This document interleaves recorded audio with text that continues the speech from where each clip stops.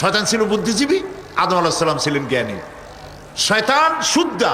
আল্লাহ পাক যখন সকলকে বললেন উসজুদু লিআদামা, সবাই মিলে আদমরে সেজদা দাও, ফাসাজাদু, সবাই মিলে সেজদা করলো, ইল্লা মিস্টার ইবলিস সেজদা করলো না। আবা ওয়াস্তাকবারা ওয়া কানা মিনাল কাফিরিন, কপাল পুড়লো, জম্মের পোড়া। এখন ও যে বুদ্ধিজীবী, দুনিয়ার বড় বুদ্ধিজীবী, দেখেন অবস্থা। আল্লাহ পাক জিজ্ঞেস করলেন, ইবলিস রে, আমার হুকুমটা তুই মানলি না কেন? কোন জিনিস তোরে বাধা দিল আমার হুকুম অমান্য করতে? মানলি না কেন? ও তখন, ও তো বুদ্ধিজীবী, বুদ্ধির আশ্রয় নিয়েছে। সে বলছে, আল্লাহ পাক, এটা মানি নাই একটা বৈজ্ঞানিক কারণেই, একটি দার্শনিক কারণেই মানতে পারি নাই। কারণ হচ্ছে খালাকতানি মিন নার ওয়া খালাকতাহু মিন তিন, তারে বানাইছো মাটি দিয়া, আমারে বানাইছো আগুন দিয়া, আনা খায়রুম মিনহু, আমি ওর থেকে অনেক ভালো, নাউযুবিল্লাহ। কত বড় কপাল পোড়া। আগুনের গতি হলো ঊর্ধ্বমুখী, মাটির গতি নিম্নমুখী।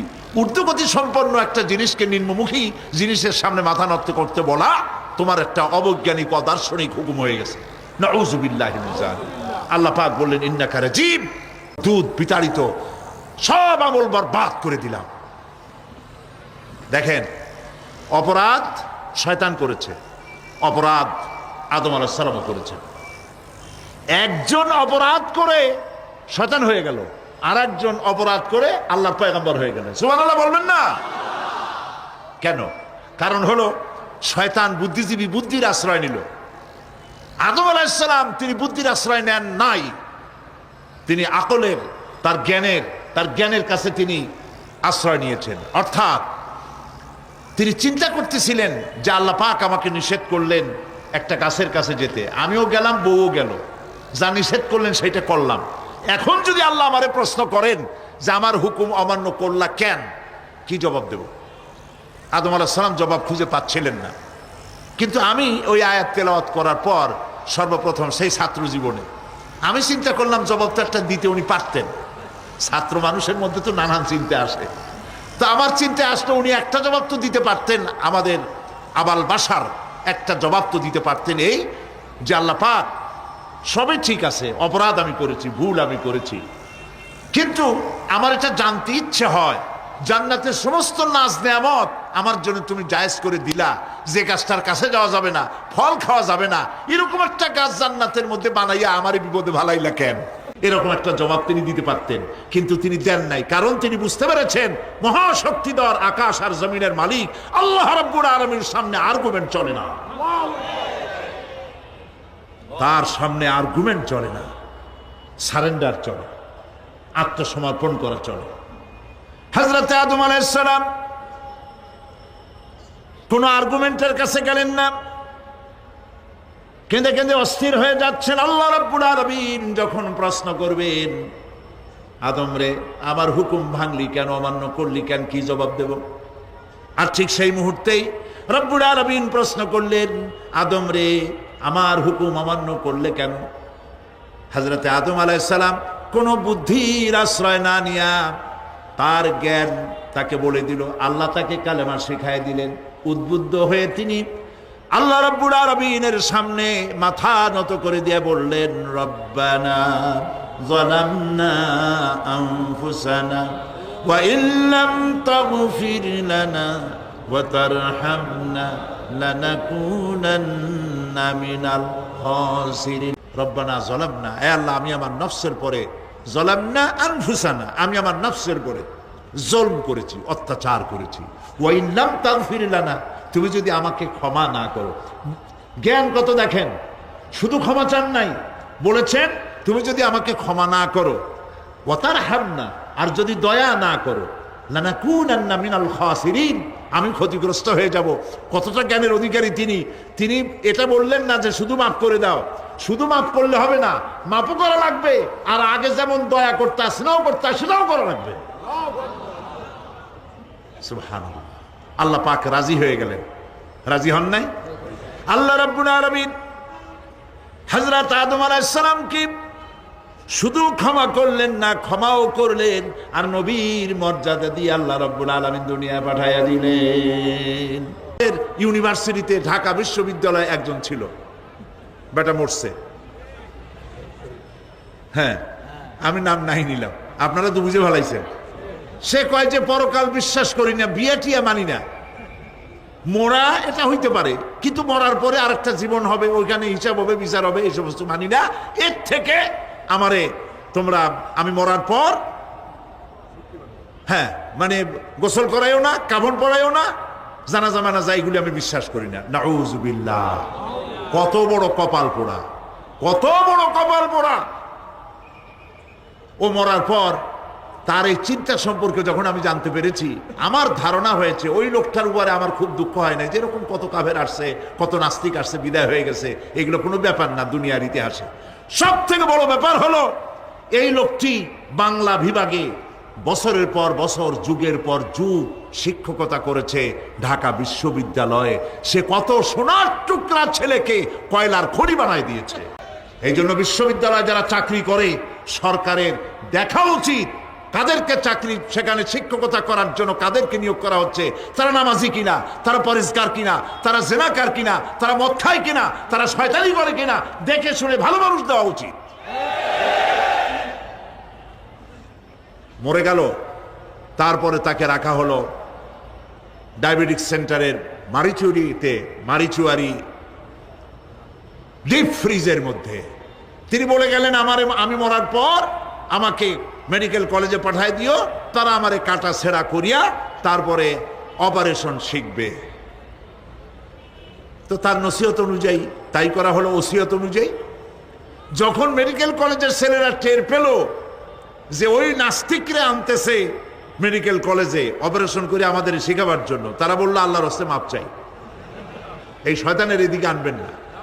কারণ সারা জীবন সে আল্লাহরে মানে না, অস্বীকার করেছে।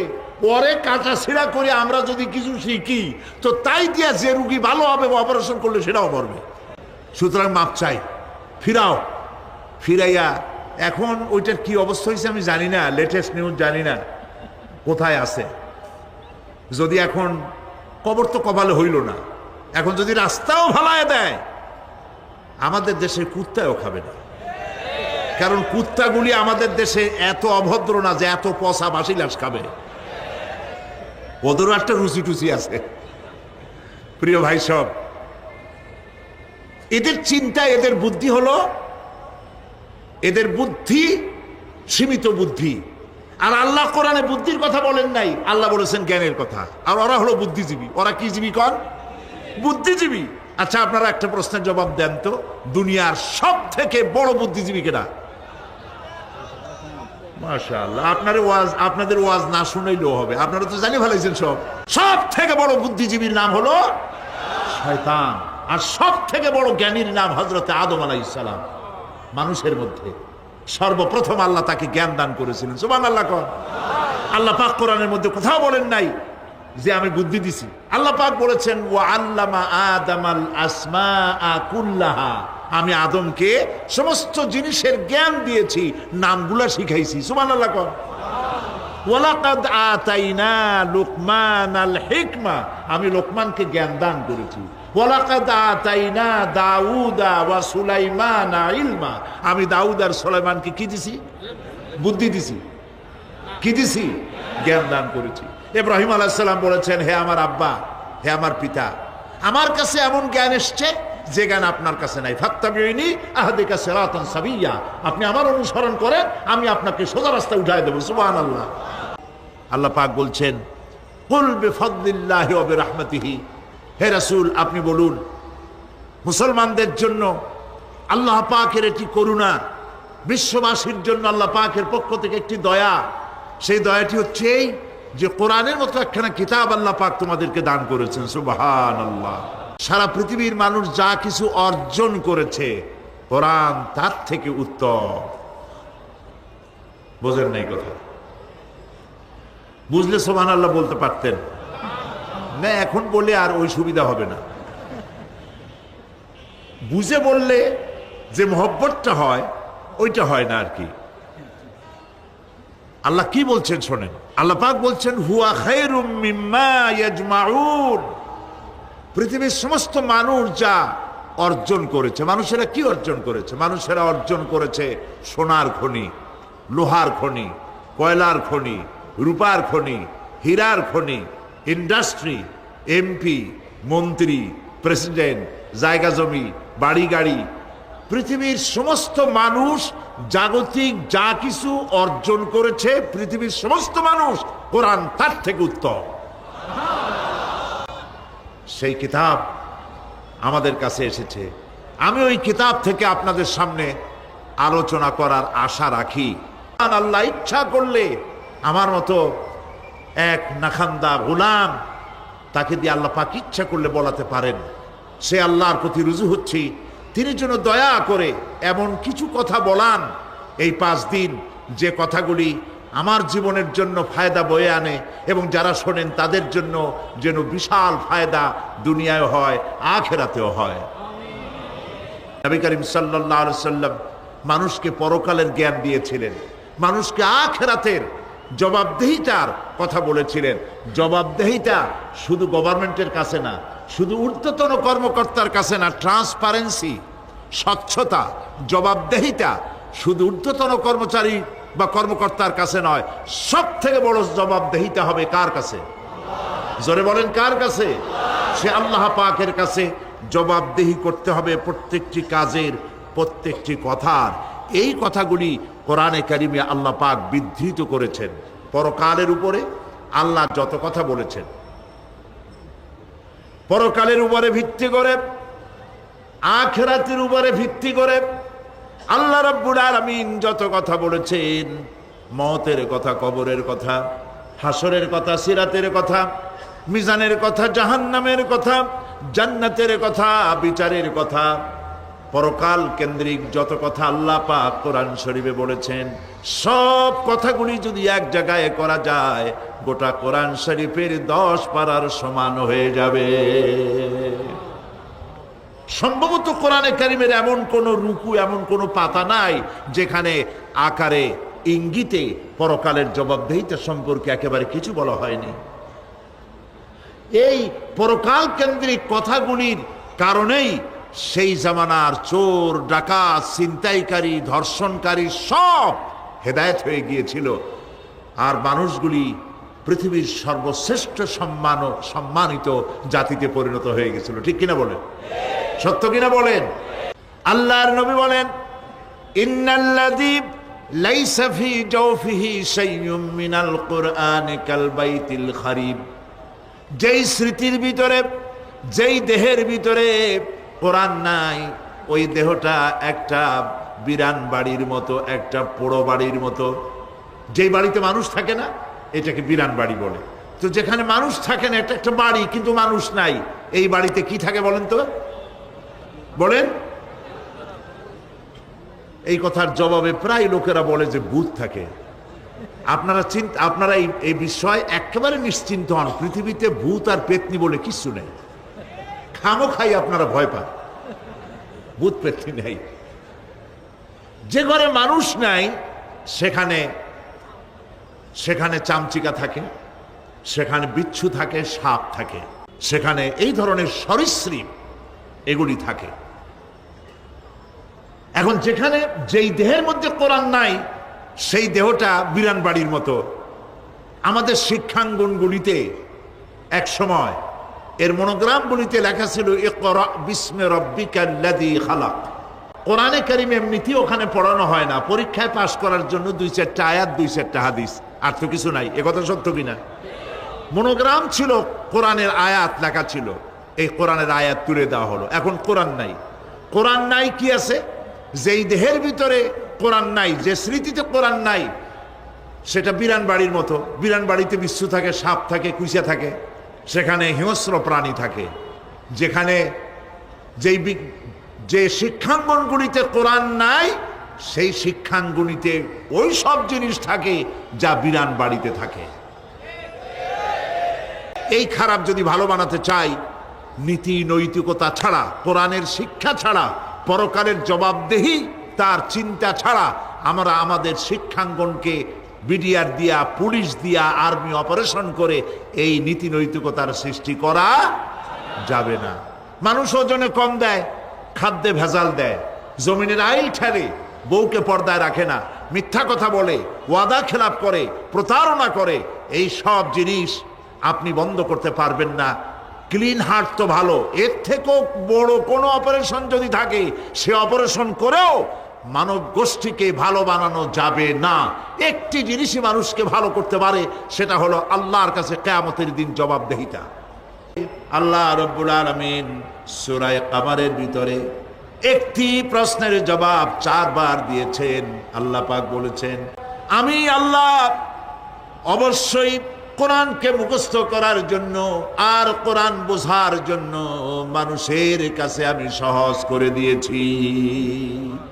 ফাহাল মিন মুদ্দাকির, আছে কে কেউ এর থেকে উপদেশ গ্রহণ করা?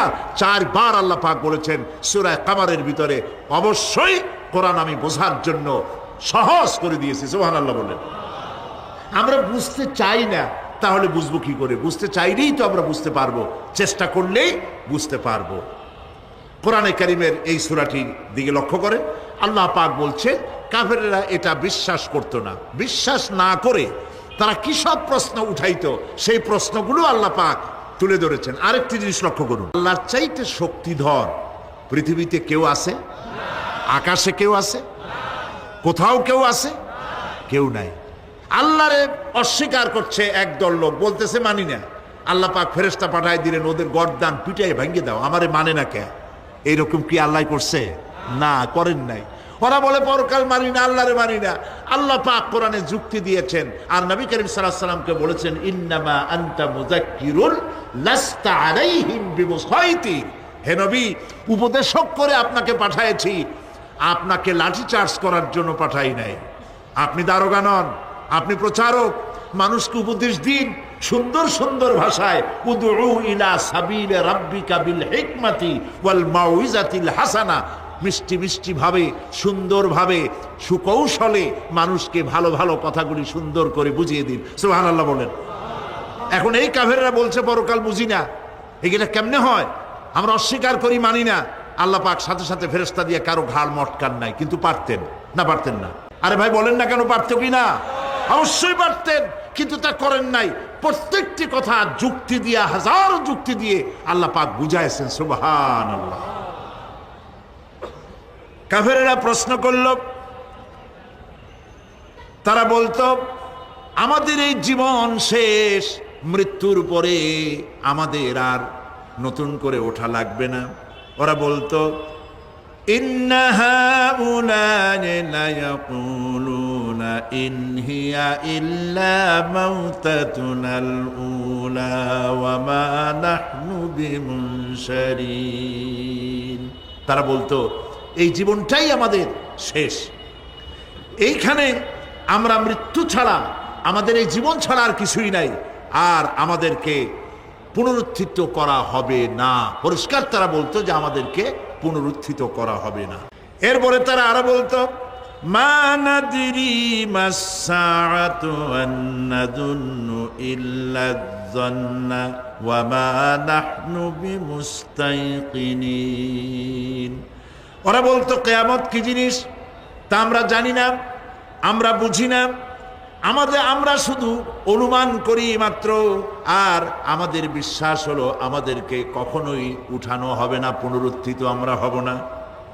প্রিয় ভাই সব, এইভাবে তারা পরকালকে অস্বীকার করার কথাগুলি তারা বলতো। কাফেরেরা প্রশ্ন তুলতো, আমরা আর আমাদের মৃত্যুর পরে আর আমাদেরকে জিন্দা করা হবে না।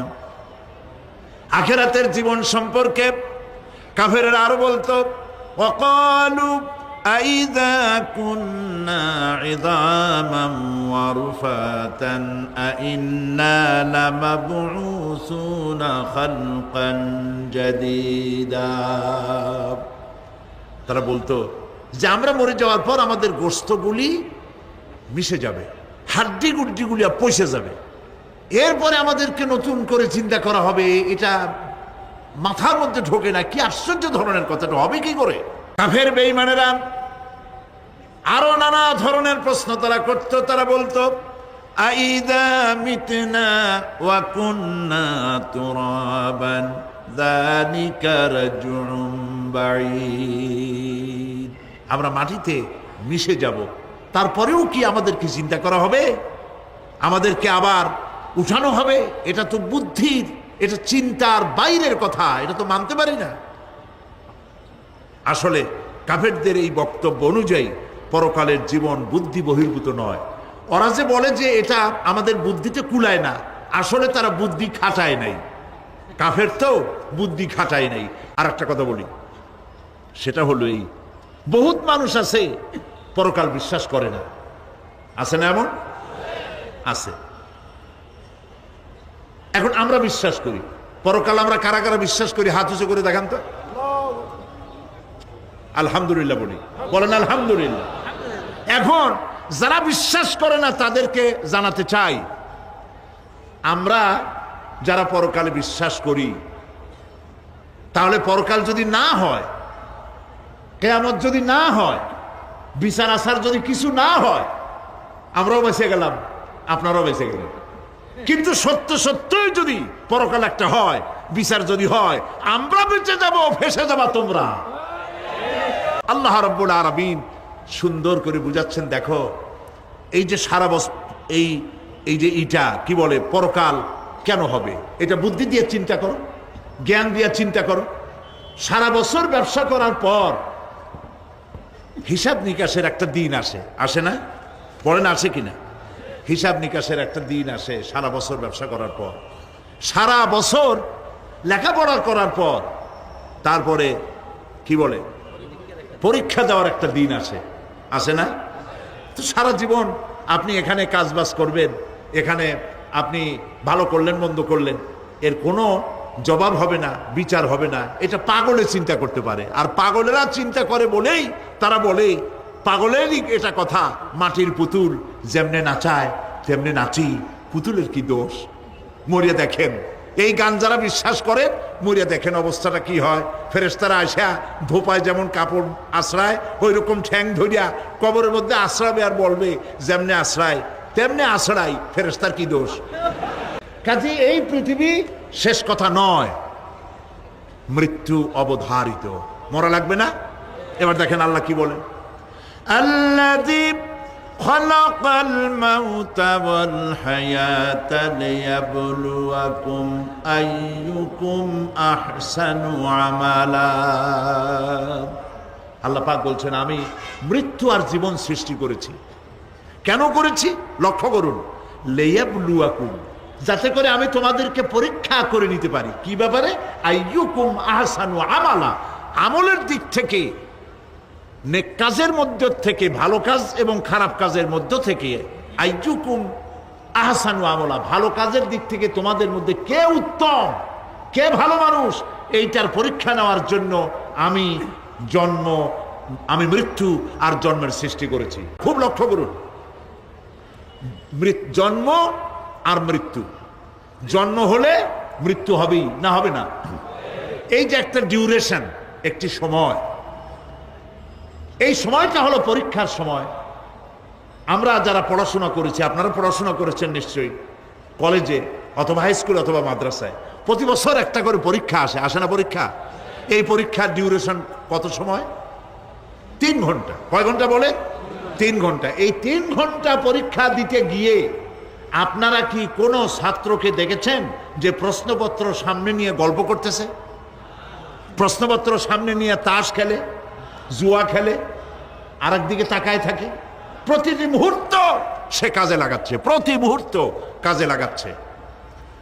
3 ঘন্টা পুরা হওয়ার 2 ঘন্টার মধ্যে পরীক্ষা তার শেষ হয়ে গেছে, কিন্তু সে চলে যাচ্ছে না, বাকি আরো 1 ঘন্টা আধা ঘন্টা রিভাইজ করতেছে। সে যা যা পরীক্ষা দিয়েছিল প্রশ্ন অনুযায়ী জবাবগুলি ঠিক হয়েছে কিনা সে মিলাই দেখে। কারণ কি? কারণ হলো এই পরীক্ষা যদি ফেল করি, বাপ মায়ের কষ্ট করা পয়সাগুলি বিফলে চলে যাবে, আমি চাকরি পাবো না, আমার জীবনটা 1 বছরের জন্য নষ্ট হয়ে যাবে। এই জন্য সে এত খাটাখাটনি করে পরীক্ষায় ভালো ফল করার জন্য সে পরীক্ষা দেয়, এবং পরীক্ষার রেজাল্ট এই পৃথিবীতেই হয়। ঠিক কিনা বলো? খাতা দেখতে যতদিন লাগে তারপরে পরীক্ষা হয়। খুব লক্ষ্য করুন, আমাদেরও একটা পরীক্ষা চলতেছে এই পৃথিবীতে, সকলে। ওটা শিক্ষাঙ্গনের পরীক্ষা, এটা জীবনের পরীক্ষা। এই যে ওর পরীক্ষার ডিউরেশন, সময়কাল 3 ঘন্টা, আর আমাদের পরীক্ষার, সমস্ত মানুষের পরীক্ষার সময়কাল হলো জন্ম থেকে শুরু করে মৃত্যু পর্যন্ত। এর মধ্যে বালেগ হওয়া পর্যন্ত সময়টা কনসিডারেবল, ক্ষমার যোগ্য। 15 বছর 12 বছর বালেগ হইতে যে কয় বছর লাগছে, এইটা যা করছেন যা বলছেন সব মাপ। কিন্তু বালেগ হওয়ার পরের থেকে নিয়ে মৃত্যু পর্যন্ত যা যা করবেন সমস্ত কাজের হিসাব আল্লাহর কাছে দিতে হবে।